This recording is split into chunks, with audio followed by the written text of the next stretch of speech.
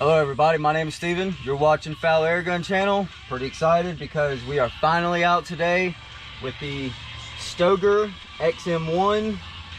This is Stoeger by Beretta. This is their first PCP air rifle. I've had a little bit of chance to sit out and mess with this thing over the past few days. Guys, I have got to say, I am so far, for the price range, thoroughly impressed. First of all, I want to talk about right out of the box, ergonomics, the feel. It's just a fantastic. It's extremely lightweight. It's everything you would want in 177 as far as the ergonomics, the feel for it, the polymer sturdy stock on it. Just about everything is manageable, adjustable on this rifle, from your grip, your hand grip, to your cheek riser, your butt pad for your length of pull. Pardon me, I got a helicopter wanting to fly over right now. Everything is adjustable. This originally comes with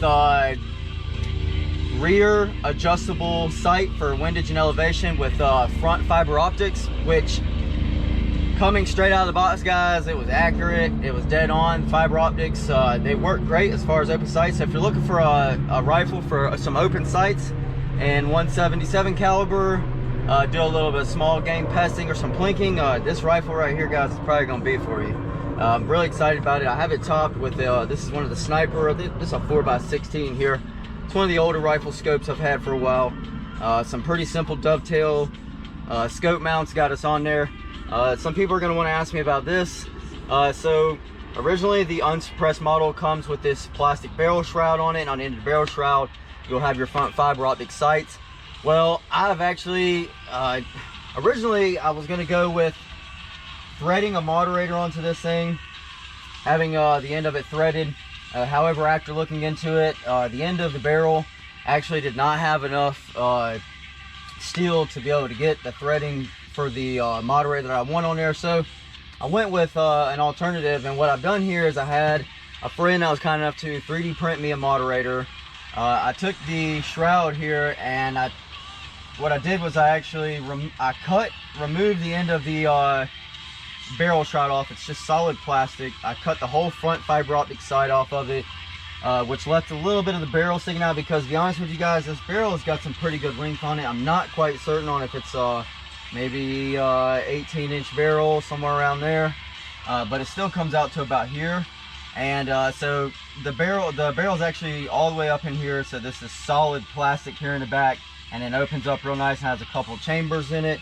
But I was able to epoxy it right onto this plastic shroud and get it right back over with a little bit of epoxy in a couple places, just to hold that that plastic shroud back onto there, kind of as it was from the factory. Actually, like I discussed in previous video, this thing was actually just epoxied onto there. So not good for movement or anything, but I feel like the way we have it set up right now, everything is good. I may at one point actually come back to the back end here and put us a small hole in here, and then just run like 1 or 2 grub screws on each side, just to kind of make contact with that barrel. However, I do feel that you know, given circumstances, it's going to be fairly sturdy. This will actually be my first time shooting this rifle with the moderator on it, so I have absolutely no idea how it's going to sound. Hopefully we will not catch any pellet clipping. Everything looked like it lined up correctly, and we weren't going to have any issues. So a couple things I wanted to get into real quick before we get into the get heavily into shooting here. I just want to run some quick numbers for you guys. So there's no point in me shooting on camera a whole lot of pellets with the way things are right now. Unfortunately, they're either, you know, an arm and leg for a 10, or they're about half impossible to find. It's a good thing we're stocked up over here, but you know, we just want to be conscious of pellet usage. So with that being said, I have paper here I've been shooting over Chronograph. This was yesterday, actually. Today's a new day, and spent a lot of time shooting a lot of different pellets and slugs out of this thing over Chronograph. It is Chinese barrel, it's Chinese made everything, so you can only expect so much out of it. However, guys, I'll tell you this, we're shooting out at 60 yards. We have a clean board down there. We have the Chronograph up. Hopefully you can see some Chronograph numbers. I will call them out for you as we go. We're filled up to a full 200 bar. We're gonna start out right here with what I have this actually zeroed in with. These are 10.3 grain FX pellets, and not sure if you can see that or not, but these things still have quite a bit of room in that magazine as far as length. So if you wanted to choose something that's a bit larger, for instance, say these JSB Exact Monster Diablos, which are actually 13.43 grain, which is 22 caliber weight, which is pretty awesome. This rifle can move those pretty well, and they still fit in the magazine, so that's pretty exciting. All right, here we go. So we got our magnetic tray. I've been telling everybody wrong in the previous videos. I believe I was saying this is a 12-shot magazine. This is actually only a 9-shot magazine, and unfortunately, I believe Stoeger advertises this to come with like 2 or 3 magazines, and I only got 1 with it, so we're just gonna have to reload as we go. Like I said, we're at a full 200 bar, and here we go. So here's how I'm gonna roll with this one. We're gonna start by shooting up at the top left side of the target here. We're gonna be using the Caldwell precision turret here to help us minimize a lot of that human error. And we're gonna go ahead and we're gonna start shooting, and we're gonna get y'all some numbers here. That's 979.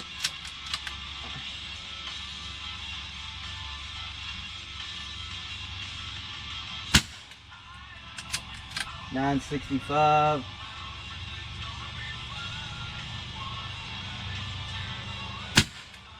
A very crisp trigger. It's $969. It's got a very crisp trigger on it. It's got a little bit of a first stage on it, some travel.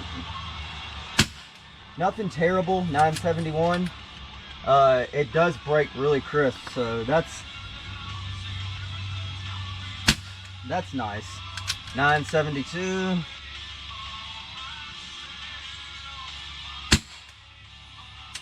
$968. $967.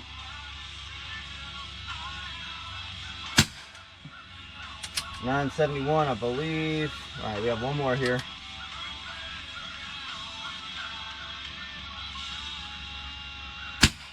All right, and $974. All right, like I said, we were at 200 bar,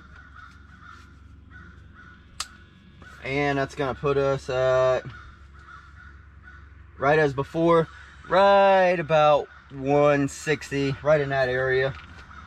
So not a bad drop in air. We still got some shot count here. Let's actually just shoot us another magazine and just see what we get here. Okay, so let's see. I'm gonna show you these. These are the JSB Exact RS Diablo. These are really light. These are 7.33 grain. And I actually shot some of these yesterday, and I was surprised that as quick as they were moving, that they were actually making fairly decent accuracy out at 60 yards, which still is pretty impressive to me. It's a very small pellet. To be sending out there. I also want to point this out too while I'm over here struggling with this to make notice of this. So I'm not quite sure why, but when you go to rotate this all the way back, this magazine, it just doesn't quite line up, so that first load and this first pellet here, which you have to actually load backwards, it's been a bit difficult for me, fumbling around with it some, trying to simply just load that first shot, and unfortunately I'm having a lot of trouble here with this. I don't understand why.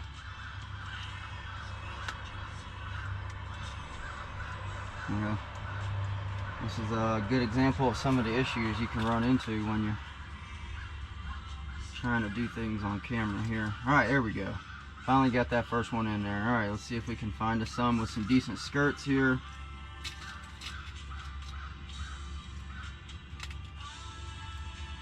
I'm going to go over some chronograph numbers with you guys, so let's see what we got here. Alright, so we started out with the FX 10.3, I believe they are. And we started at 200 bar, ended at 160 roughly. First shot 957, second 946, 943, 938, 939, 943, 948, 948, 952. pretty consistent there. This is with like I said, those FX 10.3s, which are what we have, or what I'm using actually in this rifle right now. And unfortunately, the battery is calling my name on my chronograph. So let's do this. I'm going to actually reach up here and just shut this off. And I normally would just walk all the way around, but just want to keep it rolling for you guys, so I apologize for that. All right, so the JSB Monsters, these are the 13.4 grains. These were running at 869, 863, 861, 863, 863, 866, 864, 865, 865. So I mean, even the Monsters at a 13.43 grain were moving.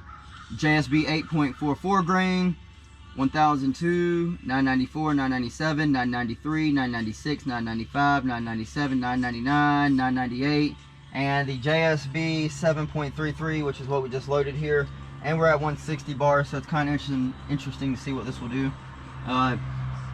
It's going to be 1037, 1037, 1035, 1033, 1037, 1035, 1032, 1034, 1038 to finish off.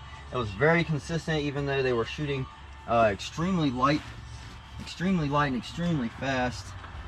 They were actually kind of consistent out there. So let's see if we get enough chronograph battery here where we can send this magazine down. So we're still on the same fill, like I said, and we're at 160 bar, and we're gonna just go ahead and try this here. So I'm gonna move over and go right for that center target. Got that safety here, which that safety is a little stiff, by the way, which does not bother me at all. It's 1067, that was moving. 1061, 1058, 1045, 1051. Error, probably getting low battery there. 1026. And just look at this cocking action. I mean, it is incredibly smooth. And I believe we're getting really out of air here, or not out of air, excuse me, battery's just gone. Decock that. Let's see where this has left us at. All right, well, that's actually pretty impressive. So that's only dropped us down to about we're about I want to say 11, 100 and maybe 110, just over maybe 110 bars. So from 110, 160, really not bad at all. Magazine's empty, safety, battery on the chronograph is dying. Oh well. Anyway, so yeah, we're gonna go down and take a look. Also shot, let's see, some Griffin airgun ammo, 17 grain. So the 17 grain boat tails I shot out of this, they weren't accurate, unfortunately. These are Griffin airgun ammo boat tails, which are phenomenal in some of the other rifles that we've shot. But they were at 783, 777, 777, 779, 778, 778, 778, 779, 780. And I also shot some 12 grain Griffin airgun hollow point, hollow base at 881, 875, 879, 877, 876, 879, 876, 882, 881. I mean, this thing is it's pretty impressive for .177 caliber. I'm actually gonna go ahead and stand up here, and we'll walk out here. Pardon me while I just get my GoPro here.